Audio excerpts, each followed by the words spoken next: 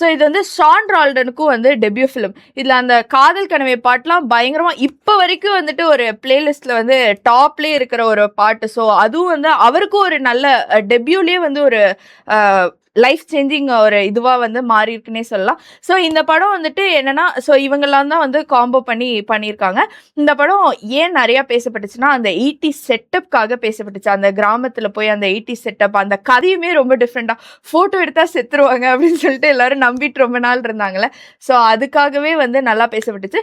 இந்த படத்தில் இன்னொரு விஷயம் என்னன்னா, நம்ம ஏற்கனவே ஜிப்ரான் மாதிரி இதுலேயும் வந்து விஷ்ணு விஷாலும் ஒரு அண்டர் ரேட்டட் ஆக்டராக தான் வந்து நான் நினைக்கிறேன். ஏன்னா முண்டாசுப்பட்டிக்கு முன்னாடி வரையும் வெண்ணிலா கபடி குழு, அப்புறம் வந்துட்டு நீர்ப்பறவை, இந்த மாதிரி சீரியஸாக தான் பண்ணிட்டு இருந்தார். ஸோ இது வந்து காமெடி ஜானர் பண்ணுறாரு. இப்போ வந்து த்ரில்லராக ராட்சசன், அப்புறம் வந்து ஆரின், இந்த மாதிரி பண்ணுறாரு. எனக்கு தெரிஞ்ச அவர் எல்லா ஜானர்லேயும் படம் பண்ணிட்டாரு. ஆனால் வந்து இன்னும் அவரை வந்து அந்த லெவலுக்கு யாருமே வந்து பேசலையோ அப்படின்னு சொல்லிட்டு நான் யோசிக்கிறேன். ஸோ ஒரு வெர்சடைல் ஆக்டராக தான் வந்துட்டு விஷ்ணு விஷால் இப்போ வரையும் வலம் வந்துட்டு இருக்காரு. ஸோ இதுதான் இந்த ரீசனுக்காக தான் முண்டாசுப்பட்டி வந்து என்னோட லிஸ்ட்ல ஒரு அண்டர் ரேட்டட் மூவிஸ்ல வந்துட்டு இருக்கு.